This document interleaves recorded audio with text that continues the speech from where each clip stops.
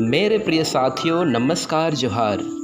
क्या ऐसा संभव है कि आपका अपना एक अच्छा घर हो जिसमें आप वर्षों से रह रहे हों और एक दिन कोई मेहमान आ जाए, कुछ दिन रहने के बाद आपसे ही कहे, आप घर छोड़ दो, यह मेरा घर है। और ऐसा भी होता है कि आप बिन वजह घर छोड़ने को मजबूर हो जाते हैं। तब प्यारे दोस्तों, आप सोच सकते हैं कि उस समय की फीलिंग हमारी क्या रहेगी। आज की कहानी कुछ इसी तरह की कहानी है। आज की कहानी वृद्ध आश्रम की कहानी है, जो हमें सिखाएगी कि हमारा सो कॉल्ड मॉडर्न सोसाइटी का लाइफस्टाइल किधर जा रहा है। जाने अनजाने में जिस थाली में हमने बचपन से खाना खाते आया है, जब हमारी पंख निकलती है तो हम उसी थाली में छेद कर अपना पल्ला झाड़ लेते हैं। एक परिवार था जिसमें दोनों माता पिता का एक लौता बेटा था। कुछ दिनों के बाद उस घर की माता का देहांत हो गया था। इस विकट परिस्थिति में भी पिता ने अपने बेटे की परवरिश में कोई कसर नहीं छोड़ी थी। उसने अपने एक लौते बेटे को पढ़ाया लिखाया और एक काबिल इंसान भी बना दिया था। अब बेटे की नौकरी भी लग चुकी थी। उसकी शादी धूमधाम से एक सुंदर लड़की से हो गई थी। नई बहू का आगमन घर के लिए खुशी का माहौल था। अब घर का सारा काम बहू संभालने लगी थी। घर की साफ सफाई देख रेख अच्छी तरह से होने लगी थी। यूँ कहें, फैमिली ठीक से चलने लगा था। समय का पहिया घूमने लगा था। अब पिता बूढ़े हो चले थे।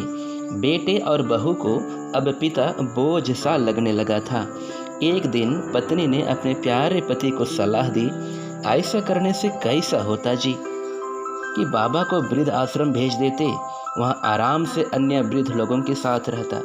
यहाँ बाबा रहते रहते बोर हो जाते होंगे।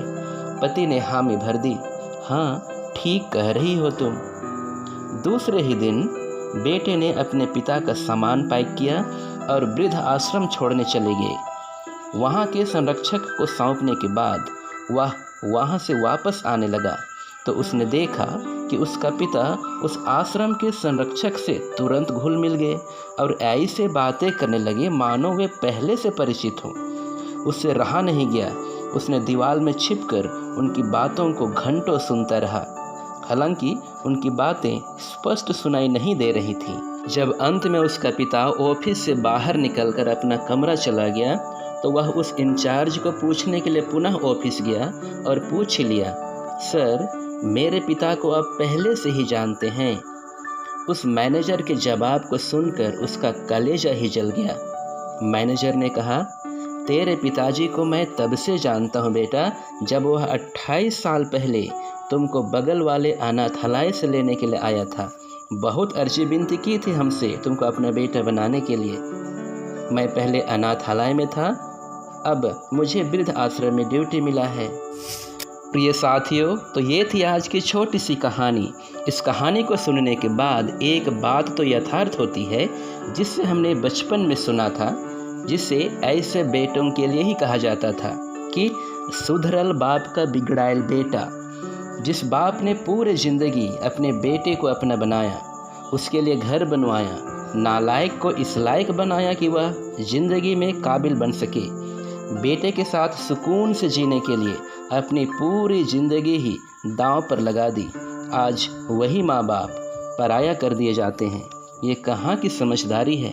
प्रिय दोस्तों, क्या हमारे ज़माने की समझदारी हिस्सेदारी तो नहीं मांगती है। जॉर्ज हर्बर्ट कहते हैं, एक पिता 100 स्कूल मास्टरों से बड़ा होता है। आइए हम अपने माता पिता को सम्मान दें।